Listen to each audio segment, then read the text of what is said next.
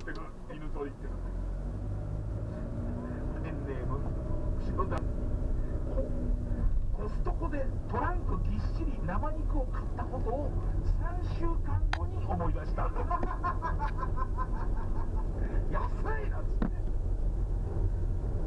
ペンネームどんなこと子供ができた時のために買ったチャイルドシートだが、離婚して5年経った今でも捨てられずにいる。悲しい悲しいですよね。なんだろうね。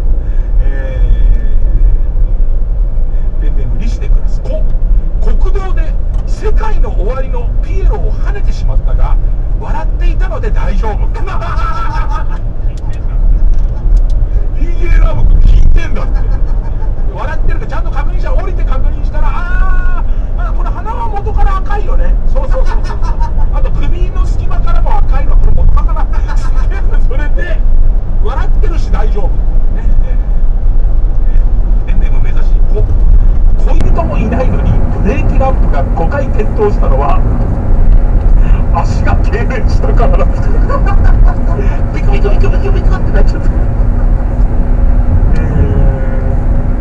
ラストペンネームほら山村もみじ。この先右の個室ビデオまでお願いします。これ聞き覚えがあったので、先ほどの人が失礼だと重々承知したんですけど、もしかしてAV ソムリエの中曽根裕太さんですよね。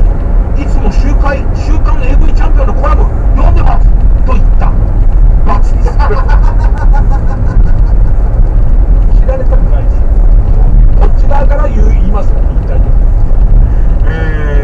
ということで運転免許でもう2連勝に向けていい滑り出しですね。さあそれに対していきましょうか。さしは全然モノマネ最近やってませんから、いきましょう。試してカセテンカルタ。やゆよ。ペンネーム冷や飯ごと。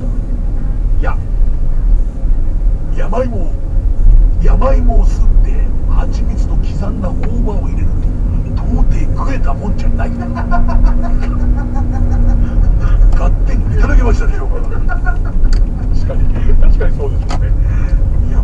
山芋をすって蜂蜜と刻んだ大葉を入れる。この後なんか美味しいって言いそうだもんね。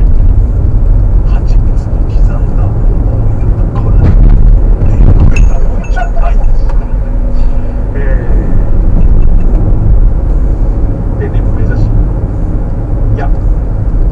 焼け野原の真ん中に立っている半裸のブス100人になぜあなたはこんなところにいるのですかと尋ねたところ、なんと83人が何があったのか覚えていないと答えます。